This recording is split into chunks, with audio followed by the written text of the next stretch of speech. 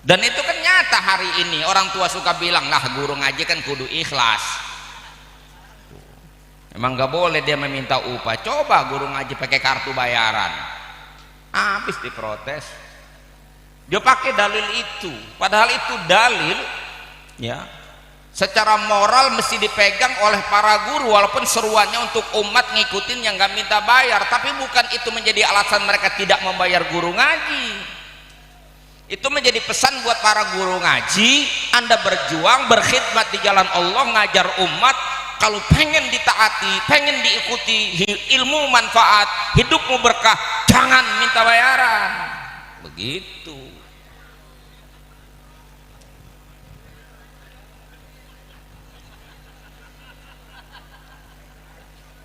Sementara umat jangan berlindung di balik ayat ittabi'u man la yas'alukum ajro.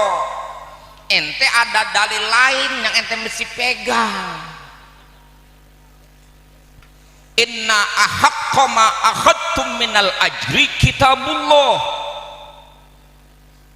Yang paling berhak untuk mendapatkan upah adalah upah mengajarkan kitabullah.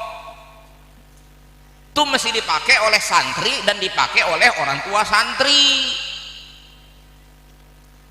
Jadi yang paling berhak dibayar itu kiai, yang paling berhak dibayar itu ustad, biar ngerti. Genteng bocor aja manggil tukang ganti genteng kudu bayar, WC mampet aja manggil tukang dadan WC kudu bayar, apalagi dandanin otak-otak mampet nih kan mesti bayar. Begitu.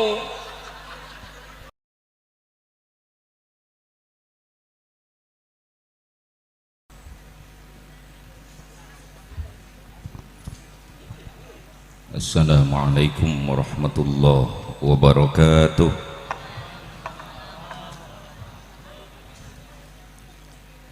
Alhamdulillahilladzi amma birahmatihi jami'al ibad wa khassa ahla ta'atihi bil hidayati ila sabilir rasyad. Ashhadu an la ilaha illallah wahdahu la syarika lah, syahadatan iddakharaha liyaumil ma'ad. Wa ashhadu anna sayyidana wa nabiyyana Muhammadan abduhu wa rasuluh muwaddihi tariqil huda wassidad. Allahumma salli wa sallim wa barik ala sayyidina Muhammad wa ala alihi wa ashabihi min yaumina hadha ila yaumil mi'ad. Hadratil mukarramin wal muhtaramin, para alim ulama, para kiai, para guru, para asatid, para orang tua dan tokoh masyarakat, bil khusus keluarga besar Pondok Pesantren Al Hasaniyah, dan lebih khusus lagi kepada keluarga dari sahibul haul Al-Mukarram wal Muhtaram Kiai Haji Ahmad Syuja'i bin Kiai Haji Muhammad Arim,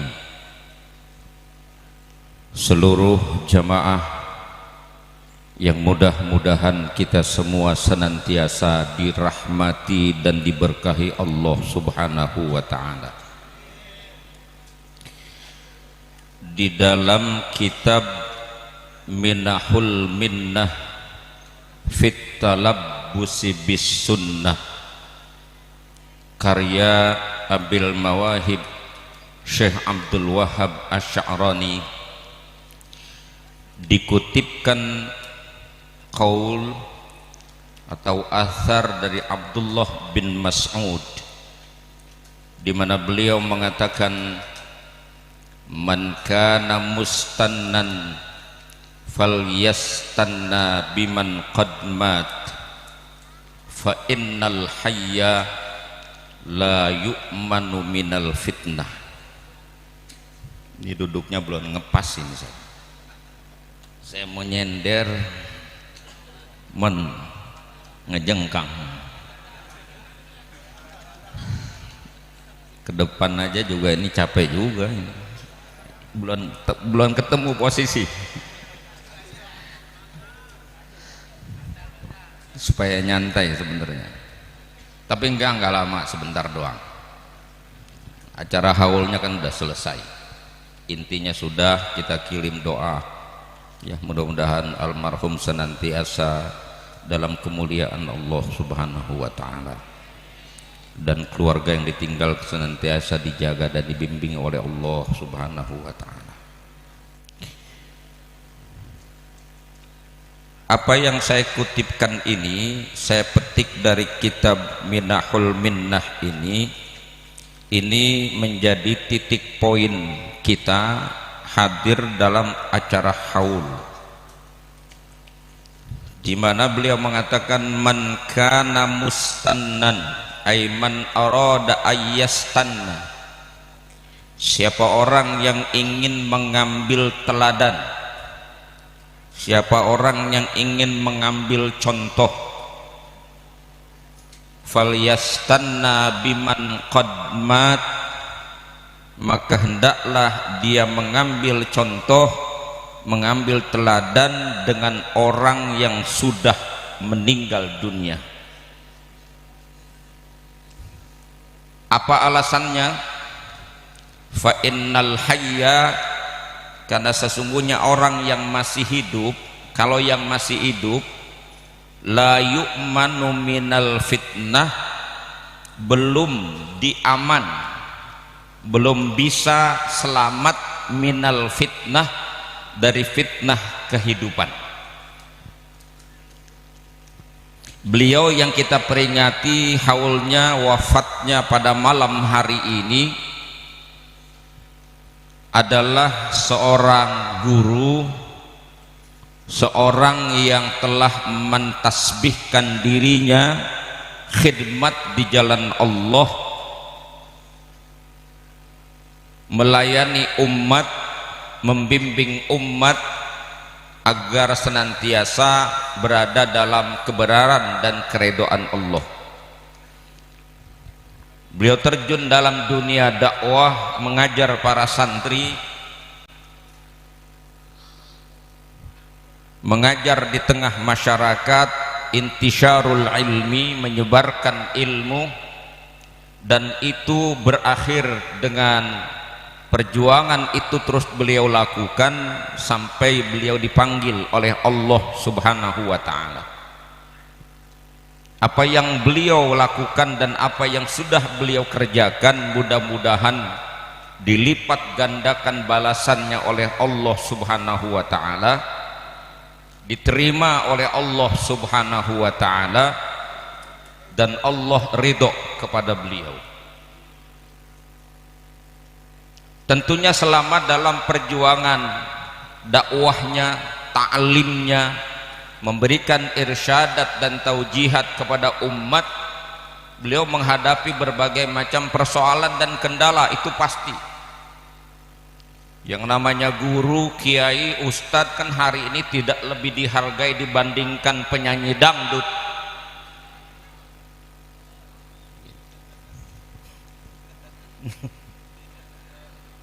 Penyanyi dangdut, apalagi ama penceramah, tidak lebih berharga dibandingkan stand up komedi.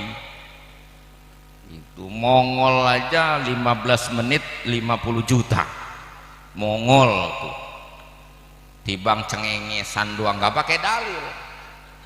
Kiai ustad kan pakai dalil, pakai ngopet dalil ya. Khutbah 200.000.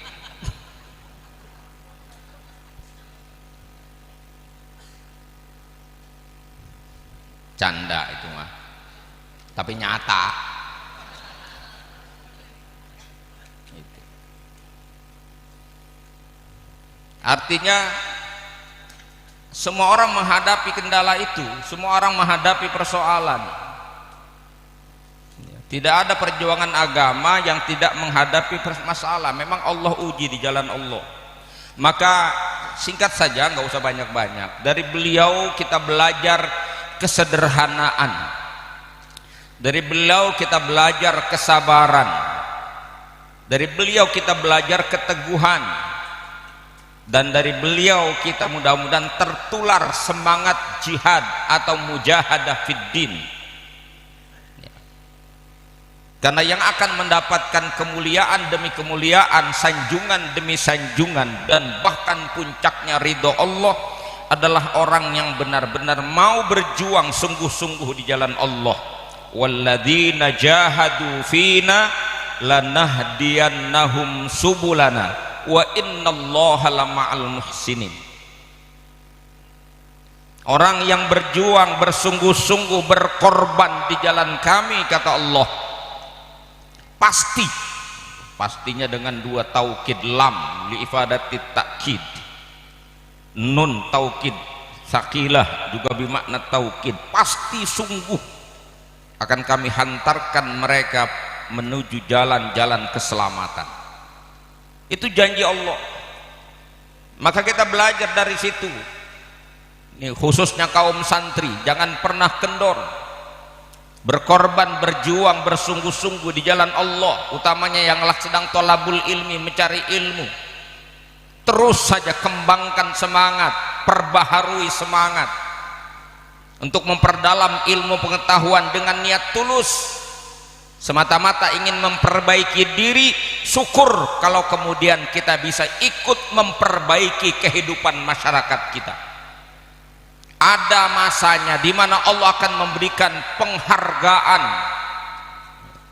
Allah subhanahu wa ta'ala itu syakur, amat menghargai hambanya yang berbuat baik pasti. Cuman kalau ganjaran dunia itu enggak gede, ya enggak apa-apa, memang tidak seberapa ganjaran dunia. Dunia ini rendah sekali nilainya. Makanya kiai, para ustadz kalau ngejar-ngejar dunia, yang ditargetkan adalah pencapaian dunia lewat aktivitas ngajar, salah alamat. Kalau pengen kaya mah dagang. Jadi ustadz mah kudu meri, apalagi guru ngaji. Guru ngaji kalau ngitung-ngitung angka, waduh, koslet.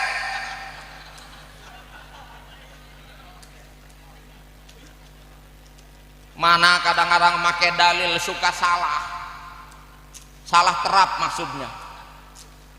Masyarakat kudunya pakai dalil yang ini, guru pakai dalil yang ini, malah terbalik.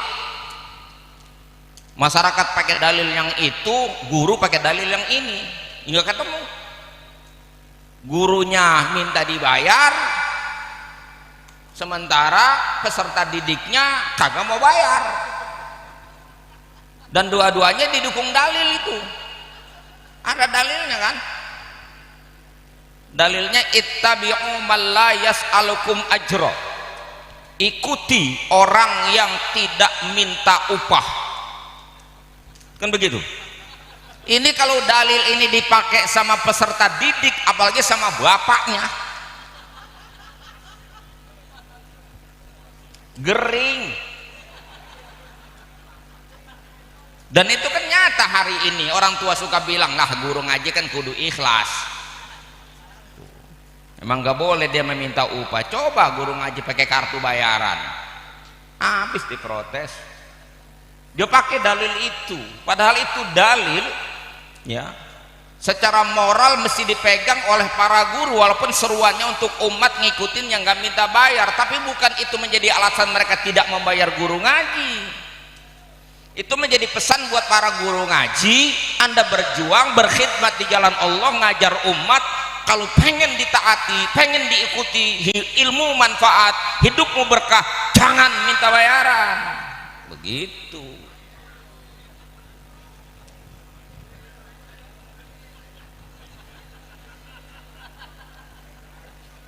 Sementara umat jangan berlindung di balik ayat ittabi'u man la yas'alukum ajra. Ente ada dalil lain yang ente mesti pegang. Inna ahaqqa ma akhadtum minal ajri kitabullah. Yang paling berhak untuk mendapatkan upah adalah upah mengajarkan kitabullah. itu mesti dipakai oleh santri dan dipakai oleh orang tua santri. Jadi yang paling berhak dibayar itu kiai, yang paling berhak dibayar itu ustad, biar ngerti. Genteng bocor aja manggil tukang ganti genteng kudu bayar, WC mampet aja manggil tukang dadanin WC kudu bayar, apalagi dandanin otak-otak mampet nih kan mesti bayar. Begitu. Ini kalau dalil makainya sinkron beres gitu. Tibang ngajarin baca saja kita mesti bayar, kursus bahasa Inggris mesti bayar, kursus komputer mesti bayar, masa ngaji nggak mau bayar? Gitu kira-kira. Betul?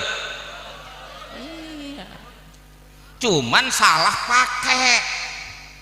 Yang ini dipakai sama ustad, kata si ustad yang paling berhak dibayar tuh gua. Gitu. Orang tua pakai dalil ono, ustad mah jangan dibayar. Yang ono merasa bener kagak bayar ustad karena ustad mah kudu ikhlas. Si ustad merasa bener minta dibayar, akhirnya yang ini minta doang kagak dapet, yang ono kagak ngasih-ngasih. Bahaya, makanya salah meletakkan dalil itu bahaya. Makanya ngaji kudu tuntas.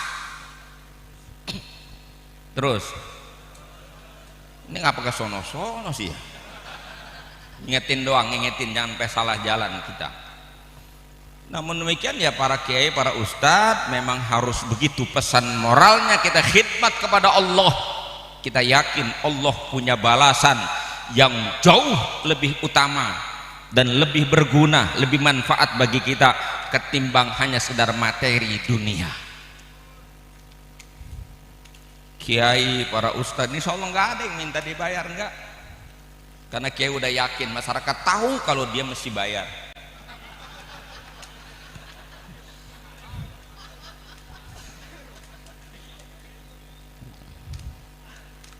Dek, ente nih yang pada ngaji jadi santri, tanya sama bapak ente, Pak, tuh kiai udah diamplopin belum? Nanya, belum. Nah, dia mau buat kamu dong, buat kamu jajan. Ente sisihin jajan ente buat salam sama kiai, berkah ilmu ente insya Allah. Ini babanya pelit, anaknya medit, ya berat. Ya kadang-kadang ada orang tua murid ketemu kiai aja nggak berani, ada nitip mah nitip sama kiai, tibang nitip doang kayak orang nyentil gundu. Oh, perginya kemana aja ngelihat. Ketemu kiai ngeles, kalau ada jalan minggir nyara minggir, kagak mau ketemu, nggak mau ketemu, padahal itu jalan keberkahannya. Dan insya Allah kiai dan ustadz udah pada paham cara dan pola semacam itu, maka dibutuhkan keteguhan. Jadi kalau ada yang masih di sini udah transaksi, ya itu namanya masih bersifat duniawi. Itu nggak seberapa untungnya, kaya mungkin kaya, tapi berkah belum tentu. Ustadz para kiai yang ikhlas di jalan Allah, kaya mungkin tidak, tapi insya Allah berkah hidupnya. Kita mencontoh apa yang sudah para ustadz, para kiai, keteguhan di jalan Allah tidak akan pernah surut. Bahkan kadangkala guru ini, kiai, ustadz kadang lebih rajin dari jamaah. Betul. Ini kenapa masyarakat kadang-kadang diajarin sama kiai rada kurang paham, susah diajarin, susah sama pahamnya. Orang juga nyari ilmunya sepan-sepan, semau-mau jia. Daya korbannya kalah sama ustadz. Ustadz tuh punya daya korban, ngorbanin waktu. Kalau wayanya ngajar. Kiai kalau yang ustadz yang ngajar sudah. Kalau dia ada halangan di mana-mana, kadang-kadang dia buru-buru pulang karena jadwalnya jadwal ngajar. Jamaah makanya mau jepre aja pikirin. Ngaku dah. Ini saya nih lagi ngajar malam, malam itu giliran ngajar saya. masih di mana-mana, itu buru-buru pulang, buru-buru supaya keburu ngajar. Bagaimana, kasihan nanti jamaah pada nungguin. Pikiran kita begitu lah, jamaah mah kagak pernah mikir begitu. Mikir ntar gimana guru kalau datang orang kagak ada, kagak jamaah jepre-pre aja seenaknya dewek. Benar.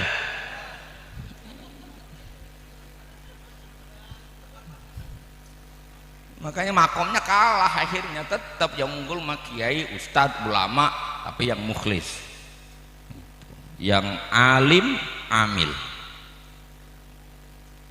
Ya karena memang kiai dan ustadz kalau nggak amil juga susah juga, tiba ngomong doang sama Pak ustadz kiai ini kayak saya tiba ngomong doang begini, ceramah ngecaprak aja, kan berat resikonya.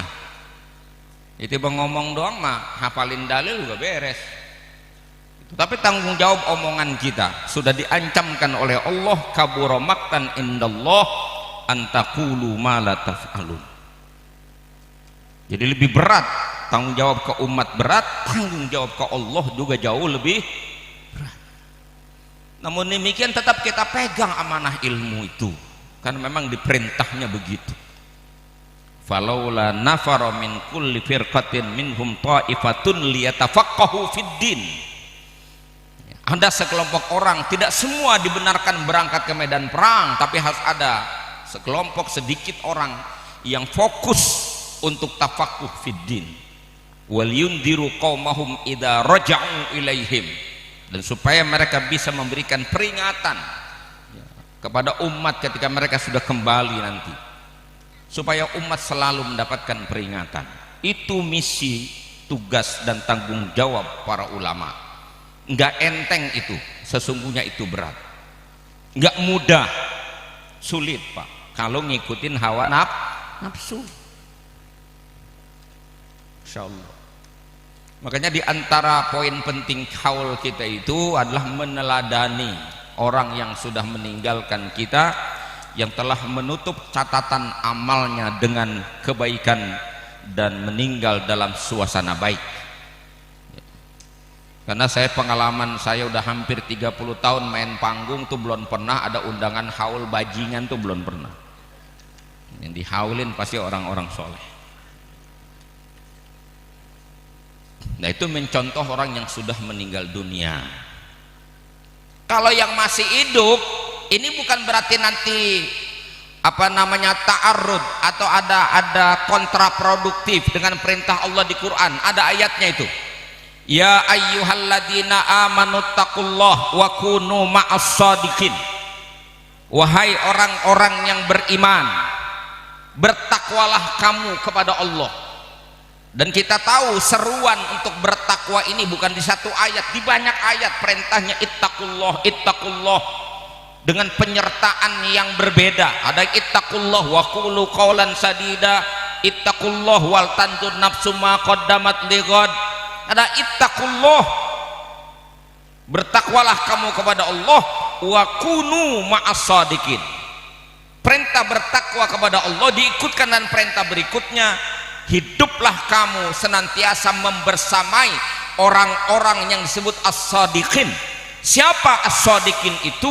As-shadiqin itu adalah orang-orang yang dijelaskan di surah di ayat yang lain, ketika Allah berfirman, innamal mu'minuna alladzina amanu billahi wa rasulihi thumma lam yartabu wajahadu bi amwalihim wa anfusihim fi sabilillah ulaika humus shadiqun.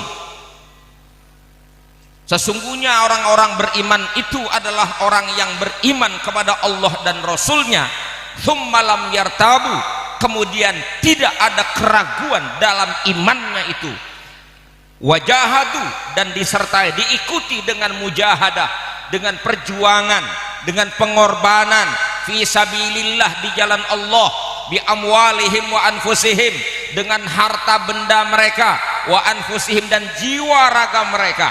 Siapa mereka itu? Ulaika humus shadiqun. Itulah orang-orang yang telah membuktikan kebenaran iman mereka. Kepada mereka itulah Allah perintah kita untuk selalu dekat dan membersamai dalam perjalanan hidup kita. Secara spesifik maknanya adalah kita diperintah oleh Allah untuk senantiasa dekat dan membersamai orang-orang yang alim, orang-orang yang soleh, orang-orang yang senantiasa berjuang di jalan Allah. Tegas perintah itu. Jadi kalimat tadi sebenarnya tidak kontraproduktif, tidak, bahwa kita mengikut mencontoh yang sudah meninggal, karena alasannya mereka sudah husnul khatimah. Yang hidup tetap kita dekati, tetapi bagi kita yang masih hidup, semua kita yang ada di sini ini, yang ada di sini semuanya ini tanpa kecuali, tidak ada yang punya jaminan menutup hidupnya dengan keadaan husnul khatimah. Tidak ada yang punya jaminan ya. Kita boleh yakin dan boleh berharap, tapi kita tidak boleh lalai. Kan ada riwayat Barsiso ya, ada riwayat lagi siapa, Bal'am bin Ba'ura, ulama Pak, ahli kitab, tapi di ujung hidupnya tersesat karena tipu daya dunia, ketertarikan dia dengan dunia. Semua kita yang masih hidup ini belum ada yang punya jaminan bahwa kita mati dalam keadaan husnul khatimah. Sekali lagi saya katakan, kita yakin dan berharap, silahkan, bahkan kita panjatkan doa setiap saat, Allahumma inna nas'aluka husnal khatimah. Makanya Al-Imam Al-Haddad di dalam kitab Nasha'ihud Diniyahnya itu mengutipkan itu, menitipkan kalamnya, mengatakan bahwa mamin ahadin amina ayyuslaba illa waqad suliba. Tidak ada seorang pun di antara kita kaum muslimin ini yang aman, merasa aman dengan imannya, kecuali bisa saja suatu saat Allah akan cabut dia punya iman. Na'udzubillah. Ini kita kalau lagi begini alhamdulillah kelihatan banget solehnya kita, kelihatan banget benernya kita, alhamdulillah. Kalau bahasa saya nih, kita kalau lagi ngaji nih kayak orang bener semua. Tapi di luar pengajian kadangkala itu Pak, daya fikir dan daya nafsu kita itu luput dari apa yang kita dapat suasana seperti ini. Coba kira nyari duit, nggak jarang kita, walaupun kita tahu sholat jamaah itu fadilahnya 27/1, kira nyari duit mah Pak, sholat sesempatnya, emang ngitung pahala, mundur terus, betul. Halal haram kita omongin, barangnya kagak ada. Coba barangnya ada, belum tentu halal haram tegak.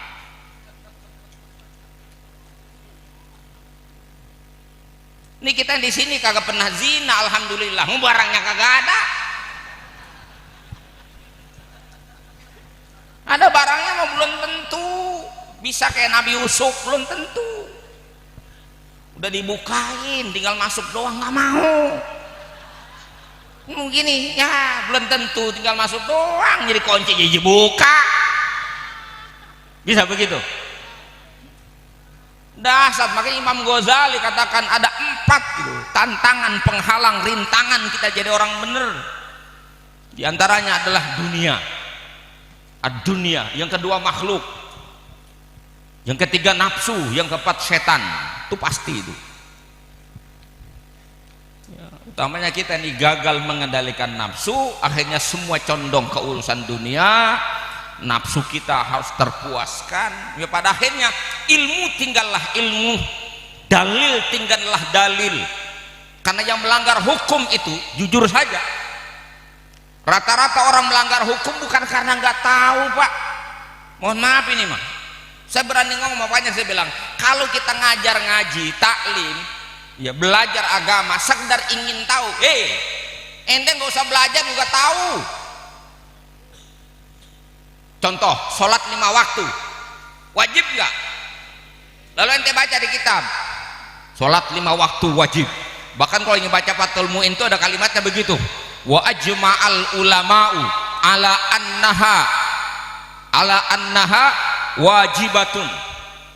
Ijma' para ulama bahwa sholat itu hukumnya wajib. Faman jahadaha faqad kafar. Siapapun di antara manusia mengingkari wajibnya sholat, maka sungguh dia telah kafir. Kan begitu redaksinya. Ya, walaupun saya ngaji sepintas lalu masih apa tuh redaksi, tahu Pak. Saya rasa nggak ada orang Teluk Naga yang nggak tahu sholat 5 waktu wajib. Jangankan yang malas sama sembahyang, yang kagak pernah sembahyang juga tahu sholat wajib. Betul. Puasa Ramadan wajib nggak buat orang Islam? Wajib. Siapa yang nggak tahu? Makanya kalau ngerokok di siang hari di Bangkalan tuh juga gak tahu kalau puasa tuh wajib. Tahu. Judi haram, judi haram. Ente ngaji cuma ngasih tahu doang judi itu haram, nggak usah ngajong bandar, judi juga tahu. Zina lagi. Siapa nggak tahu kalau zina itu haram? Tahu Pak. Nggak usah hadir ke pengajian. Kalau sudah pengen tahu zina itu haram, orang jablainya aja tahu. Gitu.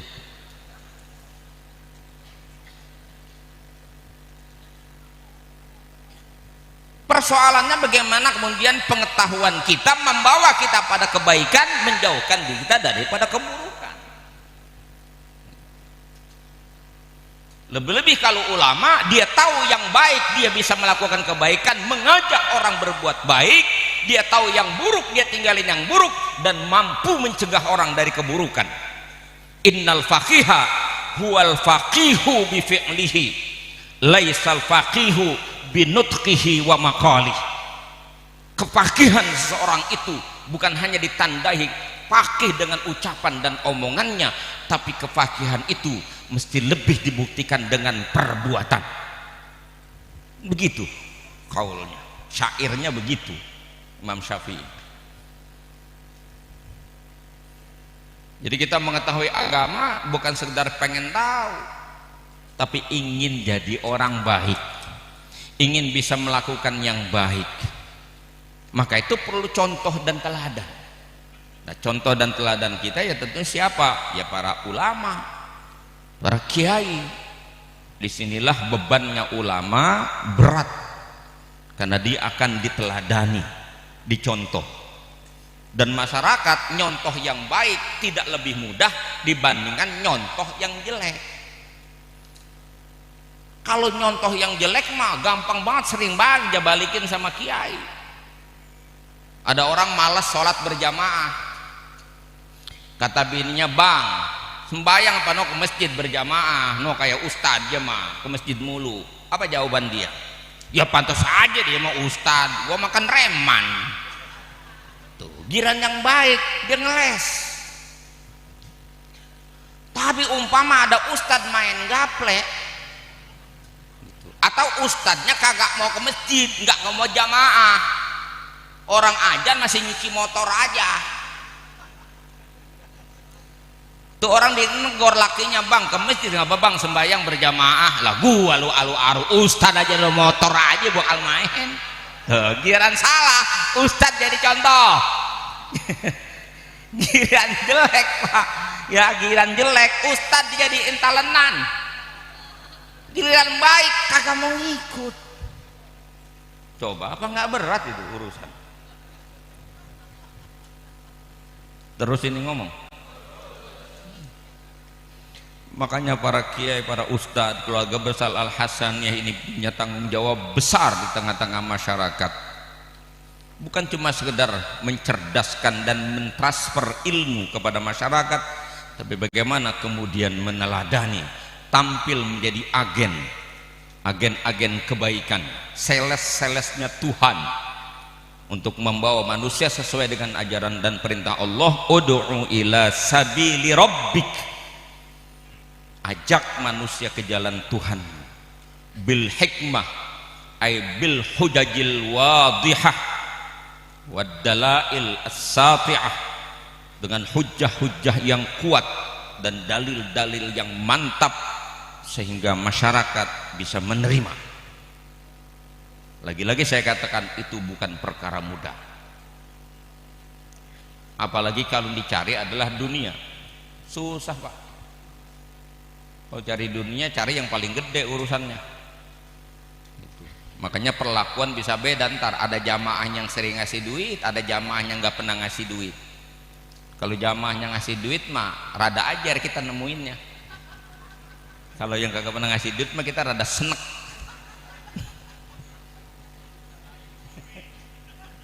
Jadi kalau membeda-bedakan orang, ya bulan profesional kita jadi ustadz berarti. Betul. Tapi itu kan manusiawi enggak? Manusiawi. Jangan ente yang udah pelit sama ustadz pakai ngomong, dah ustadz mah suka beda-bedain jamaah, lu aja nggak punya pikiran. Lu nyalain ustadz lagi. Jangan bikin ustadz jadi nggak ikhlas. Gitu. Nggak ikhlas itu, orang nggak ikhlas itu nggak ada nilai. Tapi supaya bernilai maka kudu ikhlas. Maka itu jangan mancing-mancing orang kagak ikhlas. Saya kadang-kadang diundang ceramah pakai ditanya, Pak Kiai, ini Gundang, mohon maaf ini mah kira-kira transportnya berapa ya? Begitu. Sering mas saya ditanya.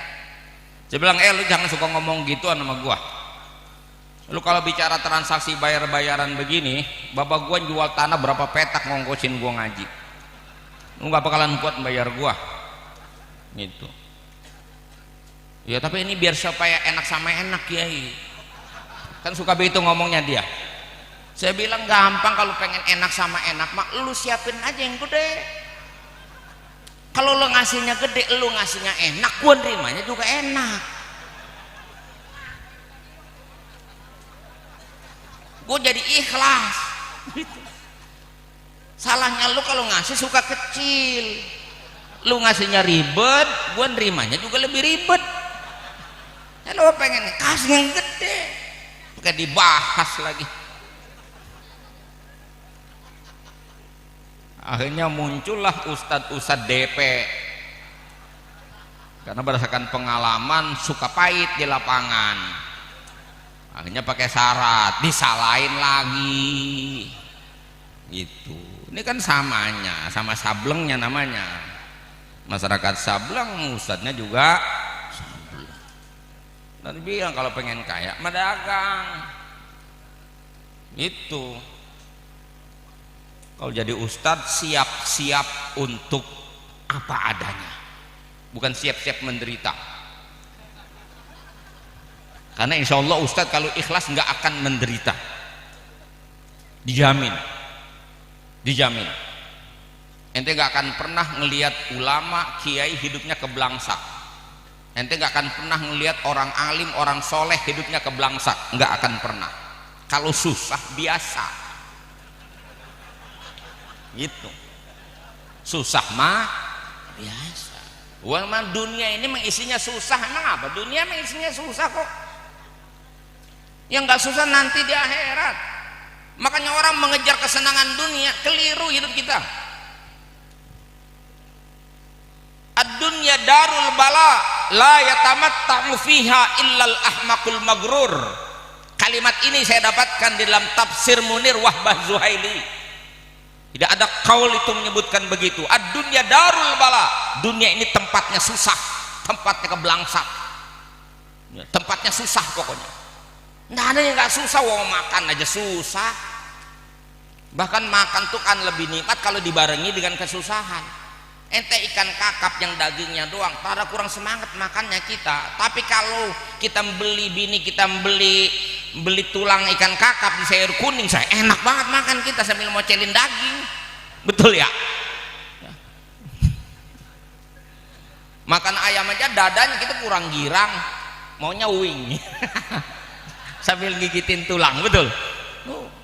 Ini susah nggak susah, makan aja susah, kawin aja susah, kawin udah kayak ketekeran. Betul lah, apa yang nggak susah hidup? Makanya kalau ente orang susah ngeluh salah, karena yang susah bukan ente doang, orang kaya juga susah, bahkan lebih susah dari orang susah. Cuman susahnya orang susah diajak ngomong.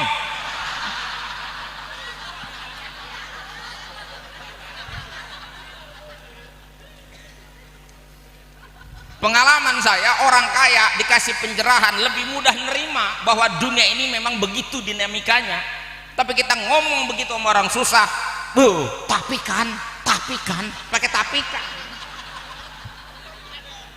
Gitu. Saya bergaul dengan berbagai macam jenis manusia, dari kalangan pejabat sampai rakyat jelata, dari kalangan ulama sampai preman, dari kalangan orang paling kaya sampai orang paling susah. Yang lebih susah ngasih tahu orang susah, mindsetnya memang susah. Jadi memandang apa aja dengan kesusahan. Tuh, sama orang geblek juga sama, susah dibilangin. Kata kita nuntut ilmu kudu sabar, kudu rajin ngapal, terus aja terus berjuang. Kata dia, enggak dah, capek, udah pusing kepala saya takut gila. Enggak, sabar aja, entar juga kalau Allah udah kasih futuh, Allah sudah buka, baru ente akan merasakan kenyamanan dan kenikmatan ilmu. Enggak dah, saya enggak kuat, saya mau berhenti aja. Tolol. Udah dapat cerita Ibnu Hajar itu, Ibnu Hajar bahasanya kan anak batu segitu keras, ketetesan air lama-lama bolong dan pecah, betul. Ente geblek kalau terus belajar, insya Allah ada wayahnya Allah kasih pinter, betul. Ini motivasi buat para santri. Emang kagak gampang nyari ilmu langsung instan, langsung pinter aja, bim salabim. Alah. Berjuang, ngapal dulu, ngapal. Terus ini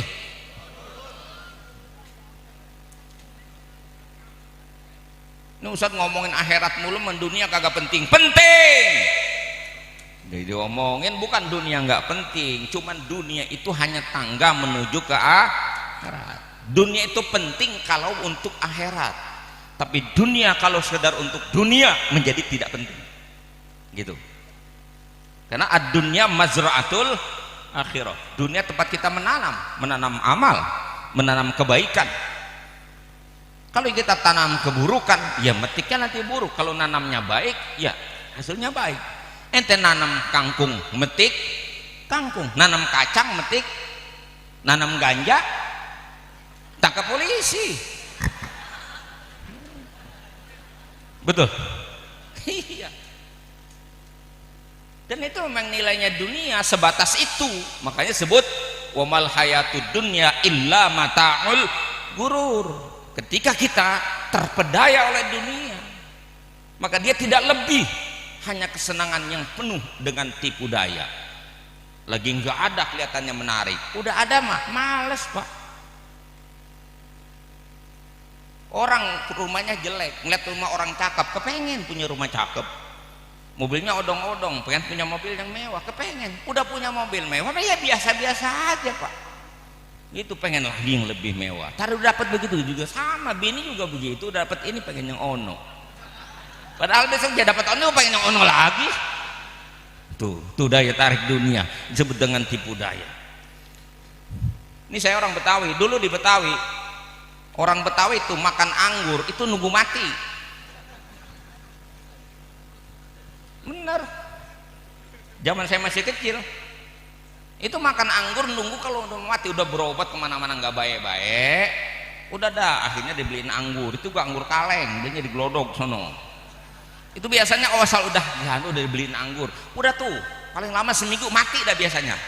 Gitu dulu, gitu, saking bekelasnya itu anggur.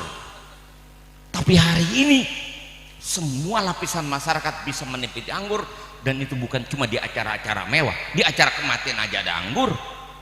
Saya kalau bulan mulut itu bingkisan tentengan yang namanya buket itu, masya Allah, nggak pernah lepas isinya, di dalamnya pasti ada anggur. Anak saya sekarang anggur udah kagak dimakan, dibuat main gundu. tuh dunia tuh kayak gitu doang tuh, pangkatnya tuh segitu. Wah, orang kalau cuma ngejangjat dunia ini itu ya apa sih, Pak? Selesai. Tidak ada apa-apanya tuh dunia, kecuali dunia yang kita kejar untuk akhirat, baru dia bernilai. Sampai Allah berikan motivasi kepada kita, kalau kau punya harta, kau infakkan di jalan Allah, Allah akan kasih ganjaran kepadamu sampai 700 kali lipat ganda, bahkan dilanjutkan ayatnya wallahu yudha'ifu liman yasha. Kayak nggak percaya, kagak mau kasih, pelit aja. Ia terjebak itu namanya dengan tipu daya dunia. Itu biasa yang begitu tuh orang kaya apa orang susah tuh? Tuh yang begitu orang kaya apa orang susah tuh biasanya tuh? Orang kaya. Orang susah mah nggak ada yang terjebak sama susah, enggak. Yang udah di dalam. Orang kaya. Kenapa? Dia nggak mau sedekah, nggak mau beramal, takut susah. Cuman yang paling aneh tuh bilang orang susah mah nggak terjebak, cuman bodoh. Kenapa? Udah susah pakai takut susah. Itu bodohnya. Kalau orang kaya takut susah masih masuk akal. Kan nggak masuk akal orang susah pakai takut susah. Coba dah. Karena orang susah mah tinggal jalanin doang, udah biasa susah, nggak kaget. Yang pantas stres itu orang biasa kaya jatuh susah, rada pantas. Ini udah lahir dari keluarga susah, dari zaman Pak Harto emang udah susah, masuk reformasi emang masih susah aja, sampai ke Prabowo semua presiden dicaci maki, gara-gara Prabowo, gara-gara Jokowi, gara-gara SBY. Enteng aja saya ngomong, lo kan susah dari zaman Pak Harto udah susah kan, nggak nyada.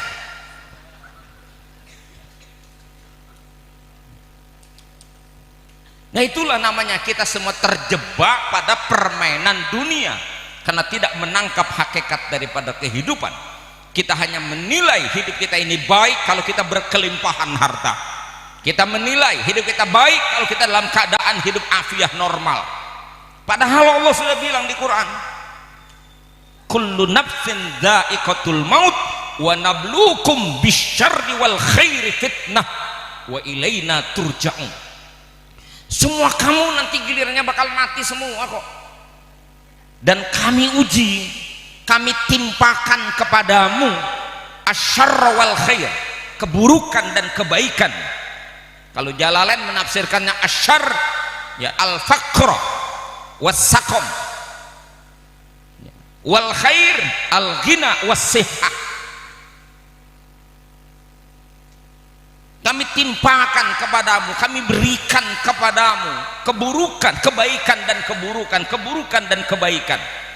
Itu sebagai apa kata Allah? Sebagai fitnah, hanya untuk ujian bagi kamu. Atashkurun am takfurun. Apakah kamu bisa mensyukurinya atau kamu akan mengkufurinya? Cuman itu. Makanya berhasil adalah bisa memaknai hidup, bahwa hidup ini adalah ujian. Ketika kita diberikan kekayaan juga merupakan ujian, walaupun zohirnya kekayaan itu kelihatan nikmat besar, tapi dibalik itu ada ujian. Ujian yang Allah tanamkan buat kita adalah menguji tingkat kesyukuran kita kepada Allah, untuk kita bawa dunia dan kelimpahan kita ini ibadah kepada Allah. Dan yang diuji dengan kesusahan, penderitaan, penyakit, kemiskinan, umpama keterhinaan, ketertindasan, kita memaknai itu sebagai ujian dari Allah. Allah mau lihat sejauh mana tingkat kesabaran kita. Endingnya semua kamu itu kata Allah akan dikembalikan kepada kami untuk menerima pembalasannya. Ad-dunya kata Sayyidina Ali, ad-dunya darul bala, ad-dunya darul amal, wal akhiratu darul jaza. Dunia ini tempat kita beramal, akhiratlah tempat kita memetiknya. Ada makalah Arab tuh menyebutkan begitu, ma waladtum falit turab wa ma banaitum falil kharab wa ma jama'tum falid dhihab wa ma alim wa ma amiltum falil kitab muddakharun liyaumil hisab. Yang kau lahirkan akan masuk ke dalam tanah, yang kau bangun berupa istana dan rumah ujungnya pasti bakal roboh. wa ma jama'tum, dan apa yang kau kumpulkan berupa harta, falittihab, itu akan hilang dan lenyap dari kepemilikanmu. Tetapi wa ma amiltum, dan apa yang kau lakukan itu falil kitab, tersimpan di dalam buku catatan amal, muddakharun liyaumil hisab, itu disimpan oleh Allah untuk menjadi bahan perhitungan kita setelah kita mati. Maka itu mengimani hari akhir dengan pernak-perniknya itu menjadi rukun iman bagi kita. Pantas kalau orang kafir hidupnya hanya mikirin dunia, karena memang mereka cuma tahu hidup ini di sini. Tapi kita orang yang beriman, kunci iman itu ya terfokus pada dua pokok yang mengimani keesaan Allah, mengimani hari akhir. Maka jangan heran kalau membaca hadis man kana yu'minu billah wal yaumil akhir, ngomongnya begitu.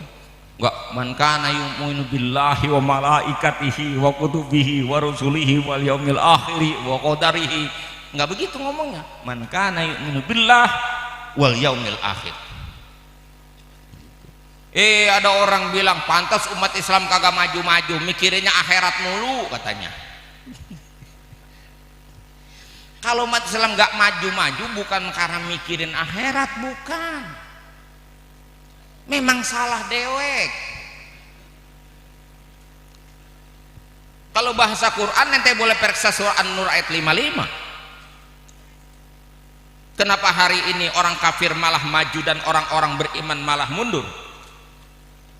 Kita bisa temukan itu dalam fakta yang Allah sajikan dalam Al-Quran dan fakta sejarah.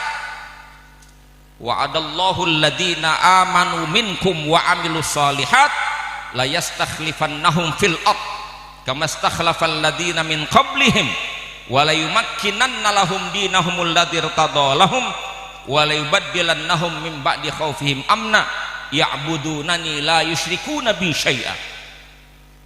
Allah berjanji kepada orang-orang yang beriman di antara kamu dan beramal soleh, 3 janji Allah itu. Yang pertama, Allah akan jadikan orang beriman itu menjadi pemimpin di muka bumi, sebagaimana Allah telah jadikan mereka orang-orang yang ada sebelum kamu.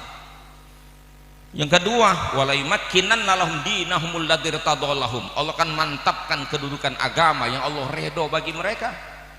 Dan yang ketiga, wa yubaddilannahum min ba'di khaufihim amna, Allah akan tukar, Allah akan ganti suasana yang menakutkan dengan suasana yang nyaman. Syaratnya kata Allah, ya'budunani la yusyrikuna bi syai'a, mereka benar-benar mentauhidkan aku, meyakini keesaanku, la yusyrikuna bi syai'a, tidak menyekutukan aku dengan apapun. Artinya yang benar-benar beriman, dan itu sudah terbukti dulu. Islam pernah berkuasa ketika Quran ini dijalankan dengan baik dan benar. Agama ini benar-benar dijalankan oleh generasi sahabat, generasi tabi'in, generasi tabi'in. Islam pernah menjadi kekuatan dunia yang tanpa tanding. Bahkan sampai 7 abad Islam berkuasa di Eropa ketika orang-orang Eropa dalam masa kegelapan. Baru mereka kemudian menemukan momentum kebangkitan bangsa Eropa dengan gerakan Renaissance, ditandai dengan revolusi industri di Eropa. Itu karena mereka mentransfer ilmu pengetahuan yang dikembangkan oleh kaum muslimin. Mereka belajar kepada orang Islam. Saat Islam dulu berjaya, mereka ketinggalan. Kenapa hari ini kita kalah? Ya karena kitanya tidak Qurani. Dulu generasi dulu benar-benar berpegang halal ya halal, haram ya haram. Jadi pegangan akhirat itu untuk menuntun hidup mereka pada kebenaran, tidak menyimpang. Hari ini kan kita lebih banyak merasa benar Pak, walaupun perbuatan kita salah. Hanya dengan mengatakan saya beriman, seolah-olah kesalahan kita tuh benar. Ya jujur saja ini mah Pak, mohon maaf ini. Emangnya kita semua hidup udah megang Quran? Punya Quran mah pasti Pak. Baca Quran gue insya Allah paling kagak mau orang mati ikut baca Quran gitu. Tapi apakah kemudian tamasuk bil Quran? Itu yang perlu kita pertanyakan sama diri kita masing-masing gitu. Ya mohon maaf ini termasuk saya gue ngomong doang, emang kita ngomong bicara subah kuda Quran ini belum hidup kita. Contoh Ini termasuk kajian Syekh Hatim Al-Asam yang dulu waktu pertama kali beliau 40 saya bawa, cuman nggak tuntas membawahan saya. Ya, waktu 40 hari itu, yang 7 harinya gagal ada Covid. Ingat nggak? Akhirnya saya baru ceramah di hari ke-40. Itu kan analisa Syekh Hatim Al-Asam. Kalau pengen lebih luas ya Bapak silakan tuh tanya sama Ustadz tuh di Babul Ilmi itu, Kitabul Ilmi itu pembahasannya. Ada disebutkan, ra'aitun nas yudilluna anfusahum fi talabir rizq. Aku melihat kebanyakan manusia hari ini menghinakan dirinya dalam rangka mencari rizki. Kalau udah urusannya urusan duit Pak, urusan rizki itu kadang-kadang halal haram kagak jelas. Betul. Jangan ngomongin orang kafir ini mah, orang Islam. Yudilluna anfusahum fi talabir rizq. Seolah-olah kalau nggak nipu nggak bakalan dapat, kalau nggak bohong nggak bakalan dapat, kalau nggak korup nggak bakalan kaya. Terjadi nggak? Terjadi. Padahal hukum itu udah jelas semua. Terjadi. Terus apa yang dilakukan oleh manusia ini dengan membenarkan tindakannya? Bagaimana kalau bahasa orang sono bilang, bagaimana saya bisa kaya katanya hari ini kalau nggak bohong? Udah bohong aja nggak kaya katanya. Ustadz suruh ambil yang halal, tinggalin yang haram. Kata dia, boro-boro yang halal, yang haram aja susah. Maka saya bilang, ngomong orang susah itu susah. Ngotot juga dia. Maka Syekh Hatim Al-Asam katakan, saya melihat bahan landasan sebagai perbandingannya. Apakah ada jalan itu dibenarkan bagi kita? Ternyata tidak. Yang ada malah ayat yang berbunyi apa? Di Quran ayatnya, wa ma min dabbatin fil ardi illa 'alallahi rizquha. Tidak ada makhluk yang melata di muka bumi ini kecuali rezekinya sudah dijamin oleh Allah Subhanahu wa taala. Masing-masing kita sudah punya Pak jaminannya. Maksudnya apa? Enggak perlu kita sampai sungsang sumbel jungkir balik, tabrak sono tabrak sini hanya karena sibuk dengan urusan mencari itu. Yakinkan rezeki kita sudah ada dalam jaminan Allah Subhanahu wa taala. Bahwa kita disuruh ikhtiar memang iya, mencari karena kita nggak tahu berapa jumlahnya. Sementara kita ingin banyak, cari. Kita nggak tahu di mana adanya, cari di mana peluangmu terbuka sesuai dengan kapasitas dirimu, talenta, bakat yang Allah beri, skill, kemampuan yang kau punya. Cari. Tapi ingat, semua sudah ditakar oleh Allah, semua sudah ditentukan bagiannya oleh Allah, sehingga kamu tidak perlu mengambil milik orang lain dan kau nggak perlu merampas serta mengambil yang haram karena Allah sudah tentuin. Kan gitu pesan moralnya sebenarnya. Tapi ayat itu mana bisa hidup kata dia. Masya Allah. Akhirnya sungsang sumbal jungkur balik, hukum halal haram dilanggar, kewajiban ibadah lalai, macam-macam. Makanya kalau kita dalam kitab apa itu kecil kitabnya Tanbihul Ghafilin, ada Tanbihul Ghafilin tuh sebutkan supaya kita sesuai hidup kita dengan Quran itu dalam konteks mencari kehidupan ya. Man arada ayyakuna rizquhu thayyiban, karena Allah memerintahkan kitanya halalan thayyibah. Siapa orang yang ingin rezekinya itu baik, man arada ayyakuna rizquhu thayyiban falyahfaz, maka hendaklah dia menjaga, memperhatikan khamsa khisalin, 5 perkara. Yang pertama, alla yuakhira syai'an minal faraid wa la yanqusa minha. Jangan menunda-nunda kewajiban dan jangan mengurangi. Gara-gara main bola aja juga sembahyang lelet. Gitu. Gara-gara nyari duit aja sembahyang musola masjid sepi. Ya buktinya kenapa kalau maghrib berada banyak, kalau johor kurang. Itu. Padahal Tuhannya sama.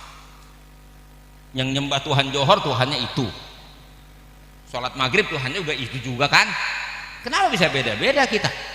Karena ada yang kita lebih pentingkan.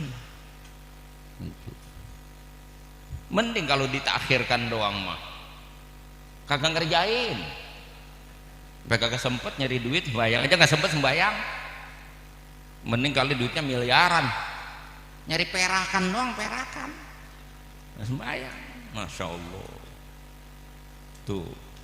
Walayan kuso, jangan dikurangin bayangnya. Kalau lagi khusyuk, kalau lagi susah doang, tertib gitu. Lagi susah mah wirid itu gua lama habis sembahyang, tas pempe putus sih. Tagiran proyek lagi rada bagusan dikit, wah sembahyang kayak burung sawalit yang cebok di kali, buat muing boro-boro. Kadang-kadang tuh bang wesan dong bayang johor udah kagak khusyuk, takut ketinggalan mobil. Ada yang begitu. Satu. Yang kedua, Allah yu'dhiya ahadan min khalqillah li ajlil kasbi. Jangan ganggu, jangan nyakitin orang lain dalam hal kamu mencari rezeki. Tidak boleh, haram hukumnya. Jangan. Ente mau kaya silakan, tapi jangan ngerebut punya orang. Ente mau punya banyak silakan, cari dengan cara yang halal, nggak usah nipu, nggak usah bohong, karena ngerugiin orang.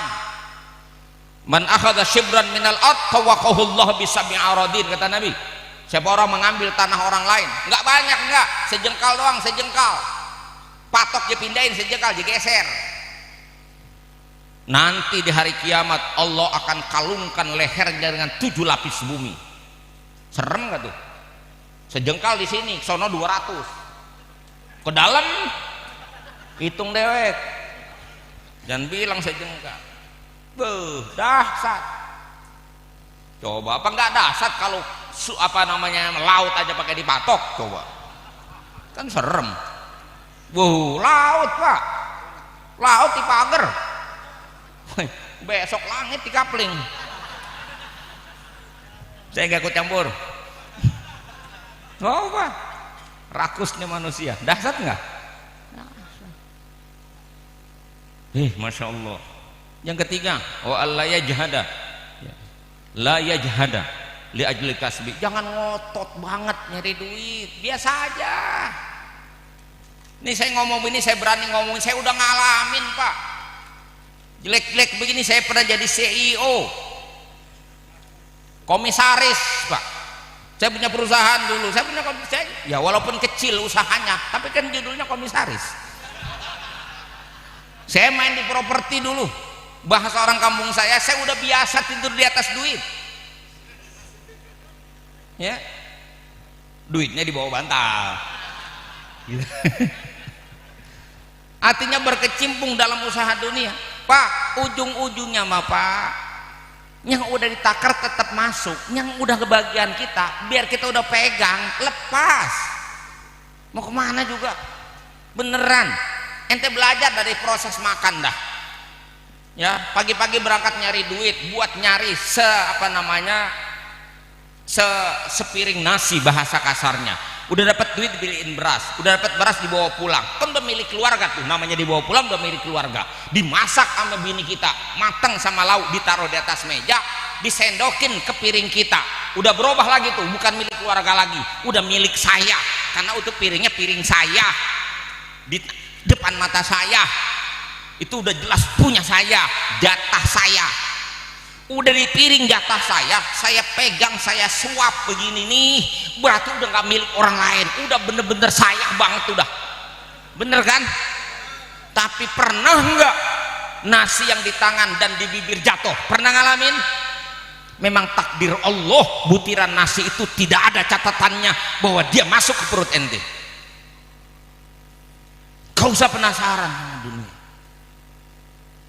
silahkan cari, tapi jangan habiskan waktu dan hidupmu hanya untuk dung-kadung dicari dunia. Bisa saja kaya, ujungnya memang dasar bangkrut aja. Jangankan itu yang nyari, yang gak nyari, kira habis mah habis. Ada orang tinggalin warisan ribuan meter, hektaran, rasa uratnya urat susah, habis dijualin. Udah tuanya melarat, ada nggak begitu?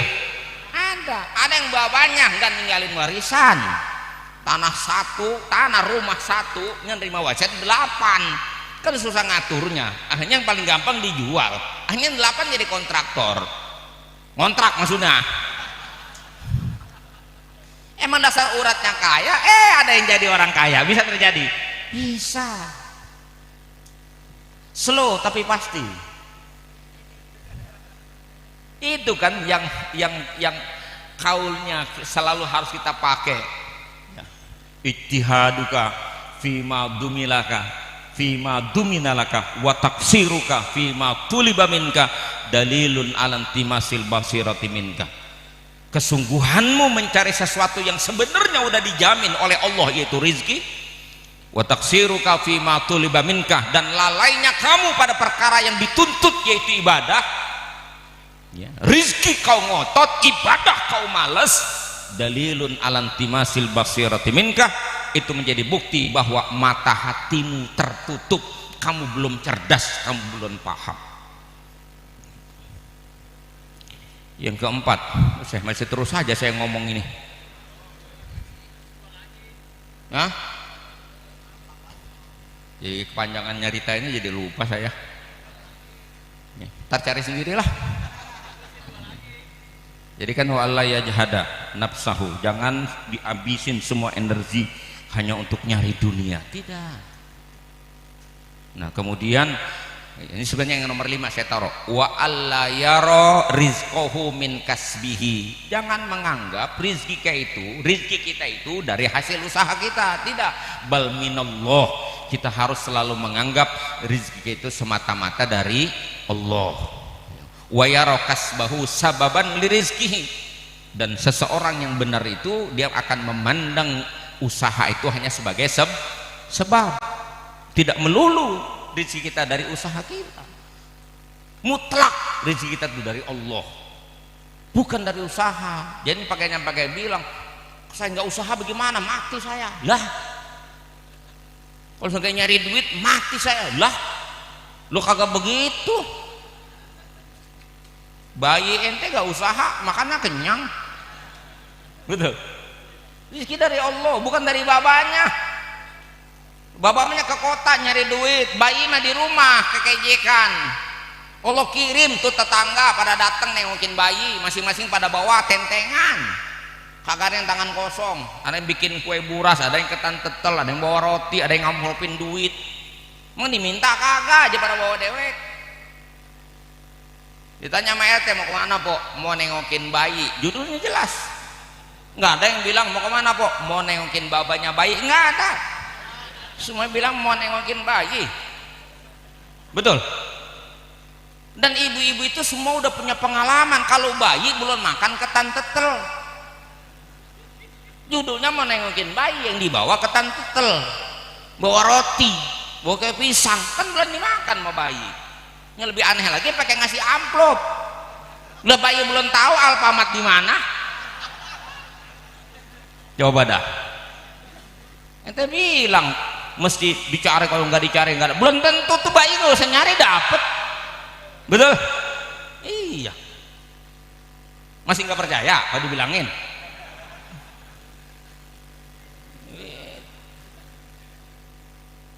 Jadi ujungnya kita harus mengikuti jalannya para salafus soleh, para ulama, para kiai, para ustaz yang nuntun kita berjalan kebenaran. Kita teladani mereka, kita senantiasa berpegang kepada mereka, mencontoh, meladani mereka, meniru mereka, ikut berjuang bersama mereka. Insya Allah kita akan dibangkitkan nanti bersama orang-orang baik, berkumpul bersama manusia terbaik, masuk di dalam surga bersama Nabi kita Muhammad SAW, khairul khalqi, asyraful khalqi, sebaik-baik manusia, dengan cara senantiasa kita meluruskan niat dan usaha kita semata-mata untuk ibadah kepada Allah. Terima kasih, mohon maaf. Wassalamualaikum warahmatullahi wabarakatuh.